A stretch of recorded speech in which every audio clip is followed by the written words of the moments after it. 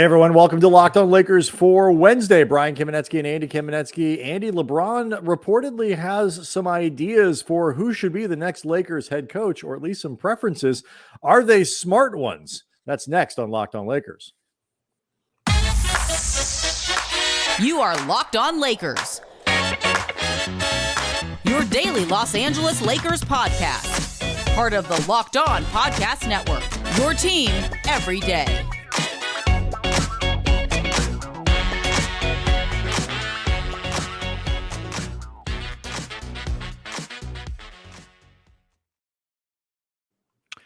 Thanks to everybody for making Locked On Lakers your first listen of every day, Monday through Friday, no matter where or how you get your podcasts, Andy.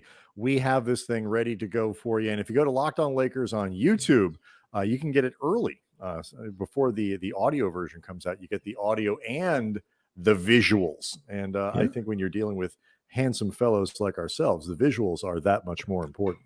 Yeah, some would say these videos double as smut. We're just that hot. Not tame. safe. Tame Not smut. safe for work, Andy. Yes. That's Tame what smut, these to be sure. podcasts are. We are both family friendly and smut. That's the range that we cover. If you show this video to somebody straight from Walnut Grove and they're going to be like, no, sir, I will not watch that filth.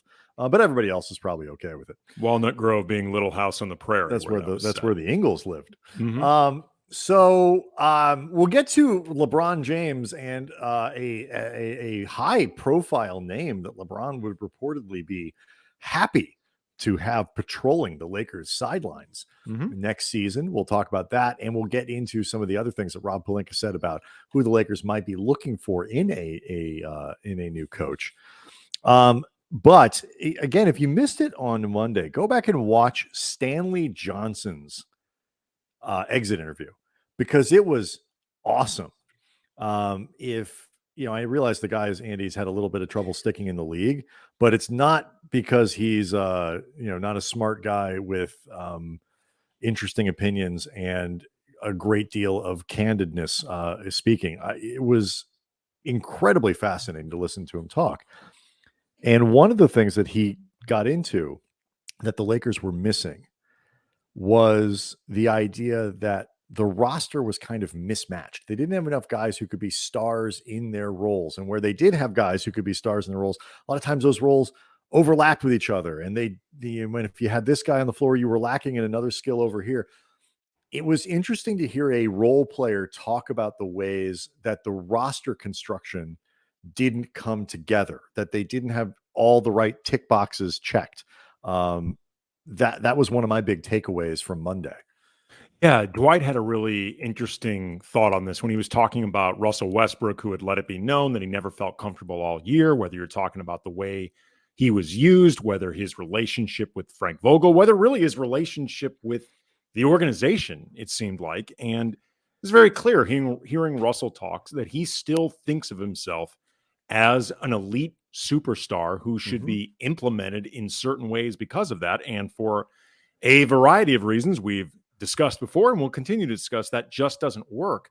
But Dwight, who, was a huge star himself in his prime, and he said that Russell Westbrook, I'm paraphrasing a bit, is a star. He is still a star. He's always going to be a star, but he has to learn how to navigate in a galaxy of other stars. And he said this somewhat tongue-in-cheek, but the point that he was making that I think was really smart is that, Russ's profile and what he's meant to the NBA, that's never going to change because that's been earned by Westbrook.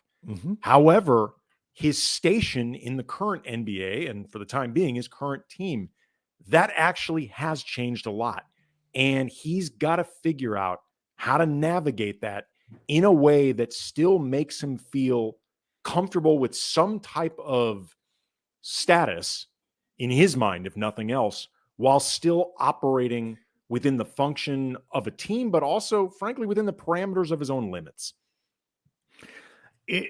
That's something a lot of guys on this team, one way or the other, have to figure out as well. And I've really been interested in this idea. And I mean, I asked Dwight, I wanted to ask, I didn't get a chance to ask Dwight about it, although he alluded to it in a lot of ways that you're talking about. I did ask Stanley Johnson about it. One of the things that's fascinating about pro athletes is when they get to the NBA, everybody's got to find a role. Everybody's got to become, something. You got to figure out what you are, where you fit in. And only a few guys get to be all NBA players. Everybody else got to figure it out. But the guys who were figuring it out, Stanley Johnson was a high school phenom. He was went to Arizona. He was a lottery pick. I mean, like, he was at the upper tiers of basketball. It cannot be overstated how physically NBA ready this dude came into the league. He looked like a specimen as a rookie. And, he comes into the league and suddenly not as good as everybody else. And, he talked about that, how difficult an adjustment that was, and finding those things. And he's still doing it. There's no guarantee that Stanley Johnson's going to be on the Lakers next year. I think he will be, but or that he sticks, or that he's in the league in 3 years. None of these things are guaranteed for him, but we're still talking about a guy with a basketball pedigree, Andy, that is insane. And Dwight Howard was once one of the 75, in total was, one of the greatest players of all time. He was the number one overall pick straight out of high school.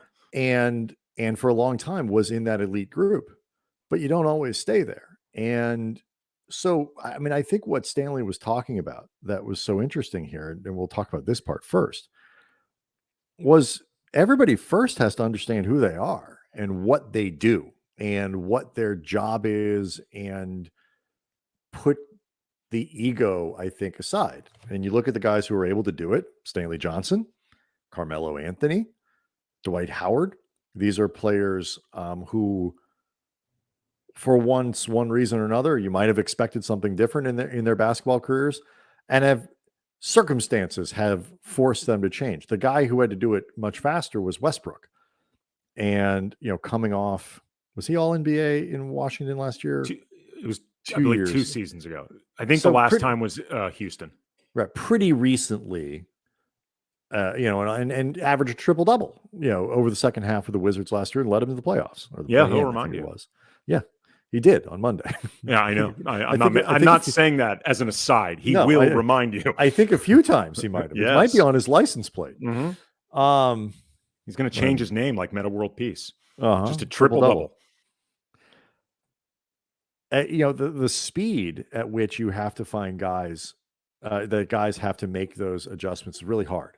And I think the Lakers made a big mistake in believing that Russell Westbrook could do the things that he was, I will assume, saying in their lunch meetings with LeBron and all these other things, even if he believed them. But also, too, and we can talk about this coming up next, it's not just these guys who have to put their egos aside and really embrace whatever role that they're being asked to play. And for some of these guys, they're already role players, and it won't be that difficult. For some of them, it requires a redefinition of self and everything that they've done in the NBA or even leading up to the NBA so far. It also requires Rob Pelinka to be able to properly identify what the roster needs, the players that are best suited to do all of this stuff, and figure out exactly how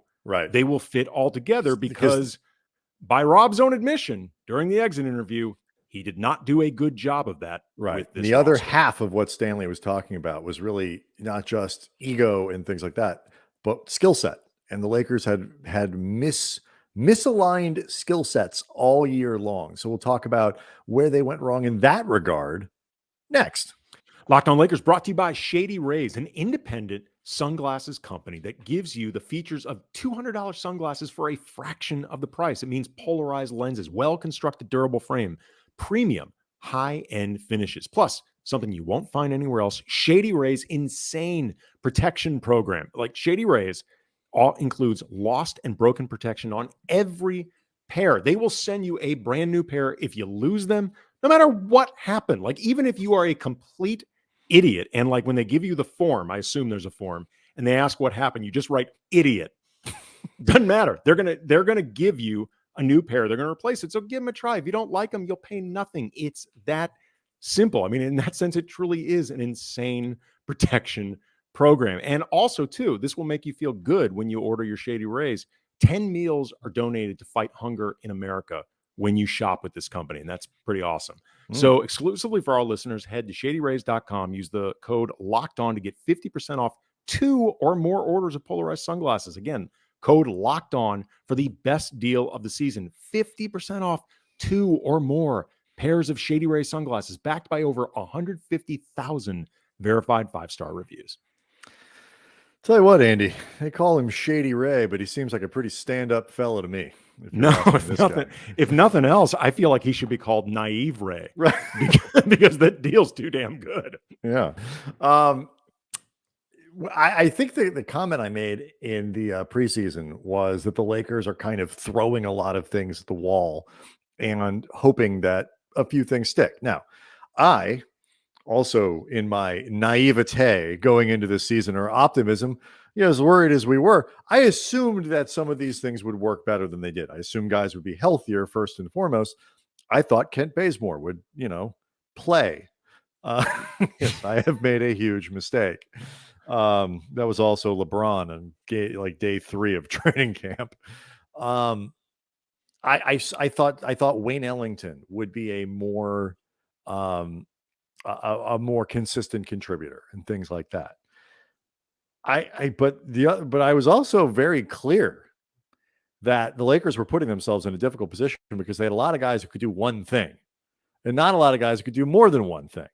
And when you're trying to arrange a coherent lineup on the floor, you got to have everybody where the skill sets are complementary of each other and put together in a way where the strengths match and the weaknesses can either be covered up or overcome by the strengths. And I don't think the Lakers did any of that. And that's part of what I took away from, Stanley Johnson's comments about how, even though they were trying, they couldn't get anything to line up.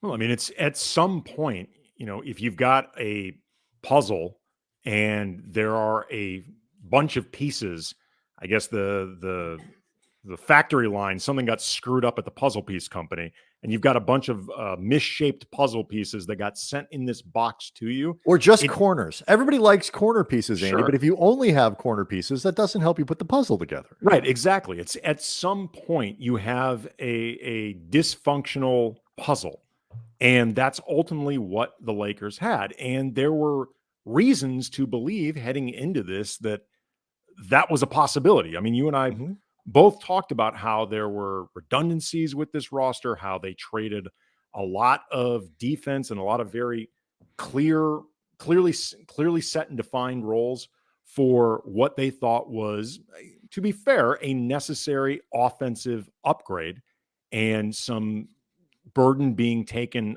off LeBron's shoulders. Right. And like you said, and I think rightly, I think they needed to get better offensively. Right. And also, too, they counted on certain things like Kendrick Nunn suiting up one game this season, for example. Game. Right. And look, there were also decisions that they made in terms of misjudging Talen Horton-Tucker's readiness for this type of role, but also that he would be able to thrive alongside guys like Russ or LeBron, or I'd say to a lesser degree, even AD. They were putting themselves in a position where they had to hope for a lot of that stuff. And the reason that this is all important for this offseason, beyond the fact that it's just important, period, is that the Lakers are more likely than not going to be operating within a lot of the same constraints that they did, or really that they imposed upon themselves by virtue of the Westbrook deal and the depth that they traded out, or in the case of Alex Caruso, refused to retain.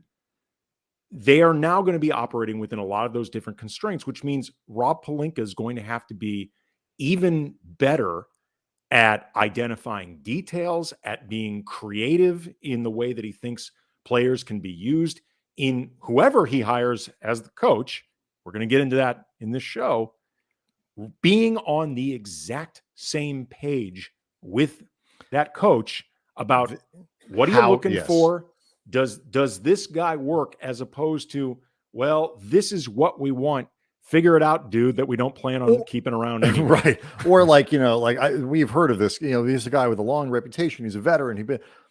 They have to know exactly how they want to play and why. And then they can go out and try in the bargain bin because remember the exception is probably going to be spent, at least as things stand right now. The exception is either going to be spent on Malik Monk or replacing Malik Monk. Mm-hmm. So like the exception probably isn't going to make them better this year. It's not a tool that they can use to get better.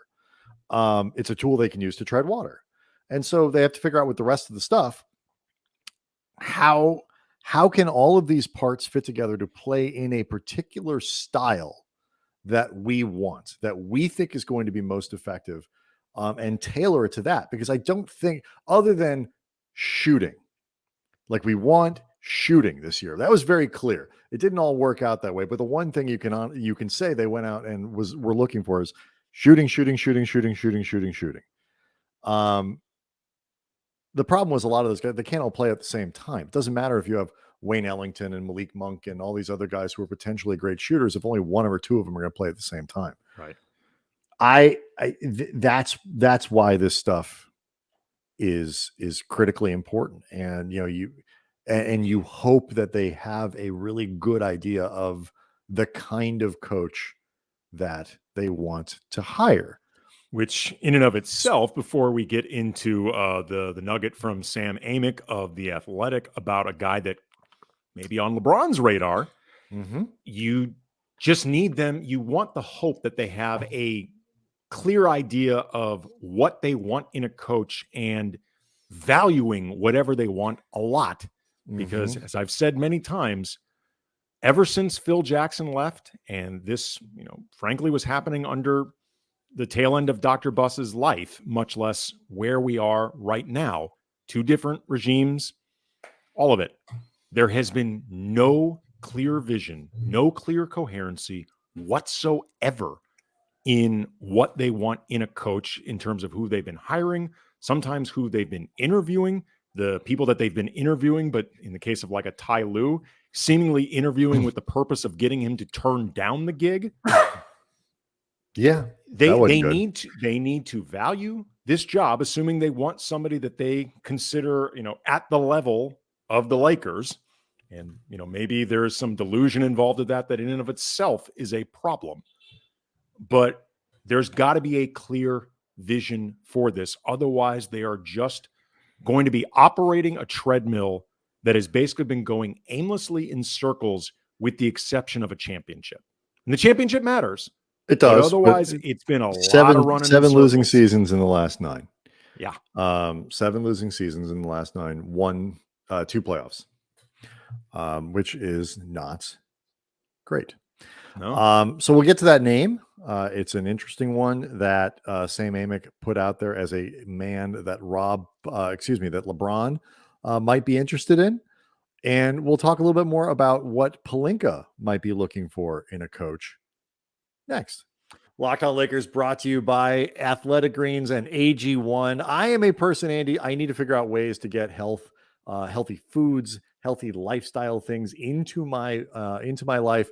I don't always take the kind of care of myself that I would like to, whether in my diet or in my exercise. So when I have something like AG1, an opportunity like that to kind of inject nutrition into my routine, I do it. And AG1, it is super simple. It is super easy. And when I take it once in the morning on the way out the door, getting the kids to school, AG1, 1 scoop, 12 ounces of water, good to go. I'm getting 75 high quality vitamins, minerals, whole food sourced superfoods, probiotics, and adaptogens, which sound like robots to me, but they're actually good for your body. And these things help me start my day off right. It's a special blend of ingredients that supports gut health, your nervous system, your immune system, your energy, your recovery, your focus, your aging, all of the things. And so AG1, it is an easy Micro habit with big benefits. It's something you can do every day to take care of yourself, and it's less than like $3 a day. So it's easy to do. And right now, it's time to reclaim your health and arm your immune system with a convenient daily nutritional supplement. It's one scoop in a cup of water per day. That's it. No need for a million different pills and supplements to look out for your health, Andy. To make it easy, Athletic Greens is going to give you 1 free year supply of immune supporting vitamin D and 5 free travel packs for your first purchase. All you have to do is visit athleticgreens.com/NBA network. Again, that's athleticgreens.com/NBA network. You take advantage of your health, ownership of your health, and pick up the ultimate daily nutritional insurance. Locked On Lakers also brought to you by Built Bar. Eating smart, but also eating enjoyably. It's never tasted better. You can treat yourself, but without feeling guilty about it. If you've not tried the Puffs, Built Bar's Puffs, you are missing out on one of the best tasting bars. It is a protein-infused marshmallow, Brian. That is like science. That is something that we were promised like in Blade Runner or like the future described in T2, but without all the apocalypse. Like this is the wonderful version of the future. And it is covered this future in 100% real chocolate and the opposite of Blade Runner. Yeah. No, Blade Runner, it was all Blade was just rain. It rained everywhere. There was no chocolate. Yeah. No, it's not chocolate rain. It was just rain. And you got great flavors like cinnamon churro, coconut marshmallow, banana cream pie. They're all awesome. And unlike a typical candy bar, which is like 200 to 300 calories of just empty nonsense, most Built Bars are just 130 calories, only have 4 grams of sugar, 4 net carbs, but 17 grams of protein. And that's the good stuff. You always got great, cool, interesting, unique flavor combinations. So go to built.com, use the promo code LOCK15, get 15% off your order. Again, promo code LOCK15, 15% off at built.com. So Sam Amick, the Lakers are looking for a new coach, you may have heard. And we've spent a lot of time talking about some of the bigger names that might be on the list. And you got your Quinn Snyders and Nick Nurse. And like those people are probably not going to be available. But you move down a little bit, like Terry Stotts and David Fizdale and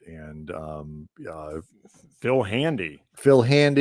Jawan Howard. It was Kenny Atkinson was the name I was completely blanking on. And like, there's just a bunch of those types of names that are out there. And one of the names that I hadn't seen much of popped up in a story from the great national reporter, Sam Amick at The Athletic, who happened to mention, and kind of an aside on a great story about where the Lakers stand and LeBron with vis-a-vis LeBron James going forward, that LeBron would be interested in Mark Jackson, former Golden State head coach, current ESPN broadcaster, kind of always attached to different jobs, but it feels like less over the last couple of years. What was your reaction, Andy, to the idea that LeBron would be interested in Mark Jackson to coach the Lakers?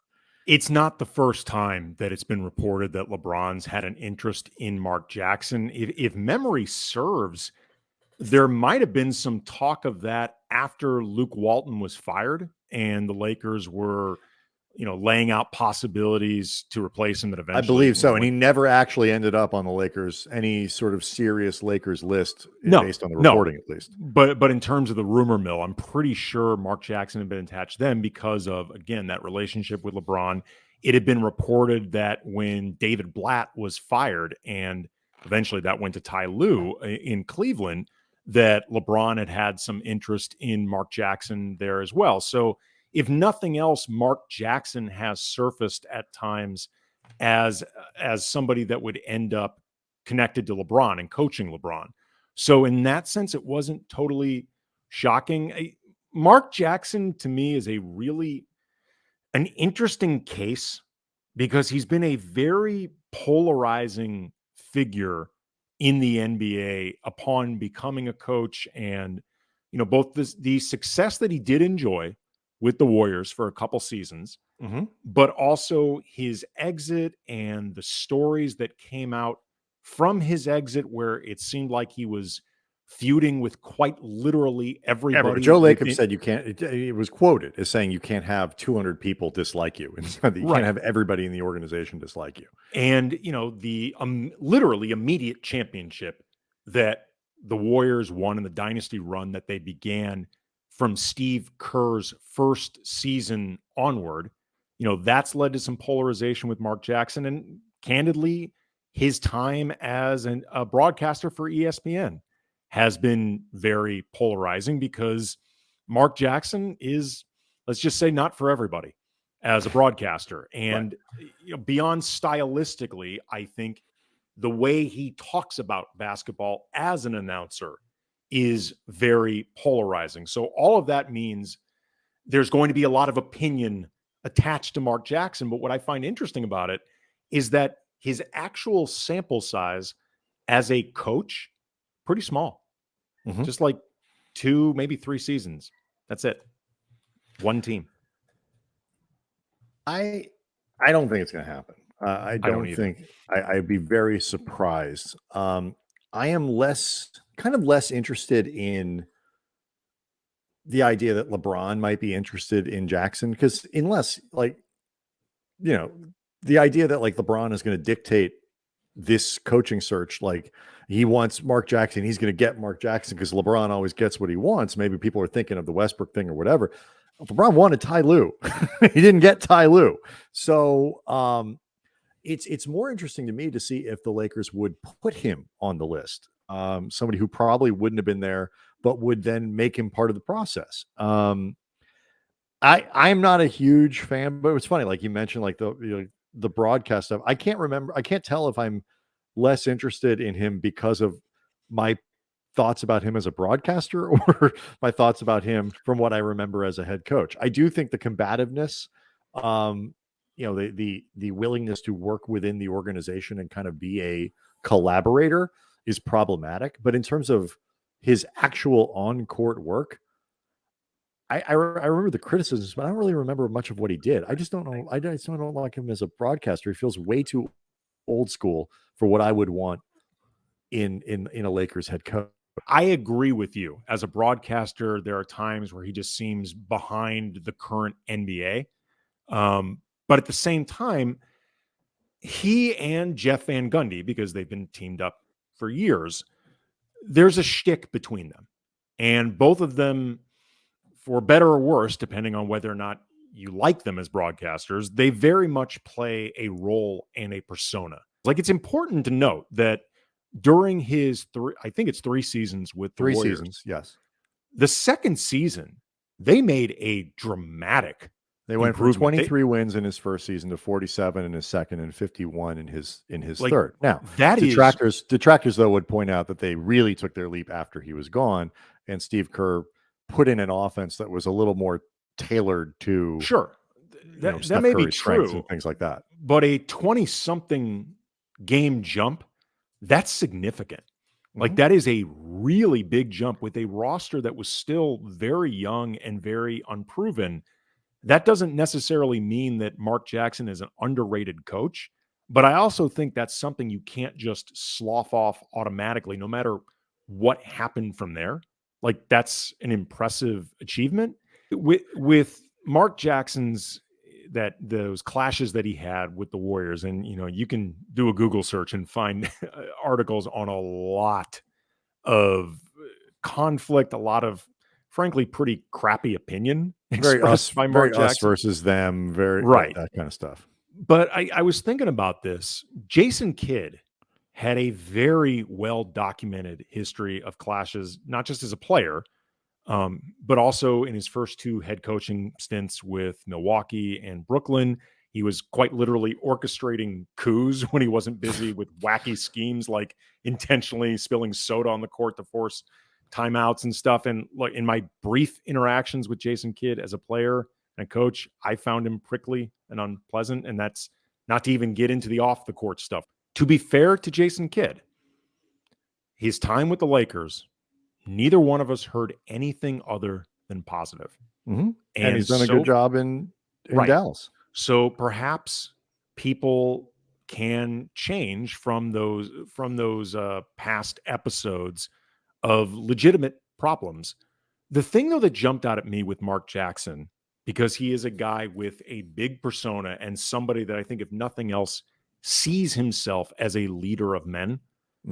Whoever the Lakers end up hiring, I think that leadership quality is going to matter a lot, because a big takeaway I had from Rob Pelinka when he was talking about firing Frank Vogel and ultimately the reasons that it happened. He was very vague with most of it. He said that he didn't want to get into finger pointing now, which to me felt like I don't want to explain it. But the one thing that I did pick up on a lot was Pelinka saying that they decided they needed a new leader. Like that it was new time leader, for new a voice. It was time new for a leader, new new voice. Time voice. for a new voice.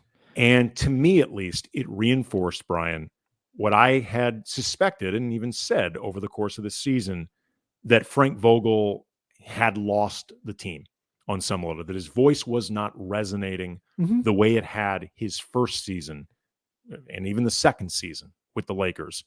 The reasons, don't know all of them, and I guess in certain respects may not even be relevant depending on what the roster is next Right. season. And coaches can lose a locker room, Sure.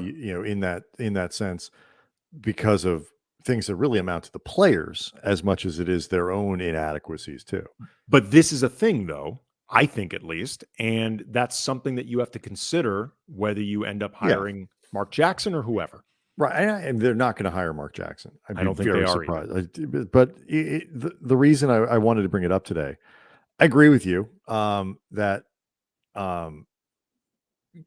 when they look at names, it is important to understand guys aren't the same in their first stint to their second stint to their third stint. A guy who has had a quote unquote retread may not be the worst guy for the job. Frank Vogel won a championship in his first year in LA, came off a terrible stint in Orlando.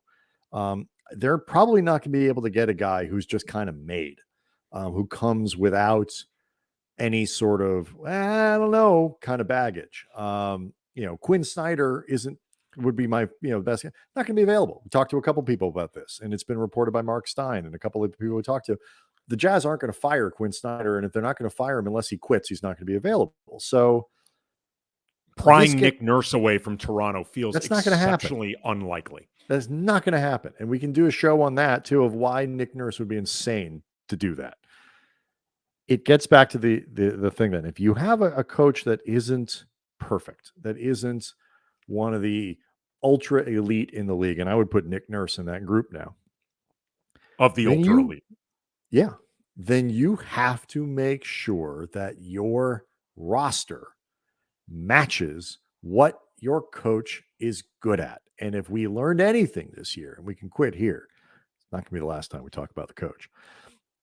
It's that the Lakers did a terrible job matching the strengths of their roster to the strengths of their coach. Most coaches, if you give them a good roster, can give you good work, but you have to give them the right kind of roster.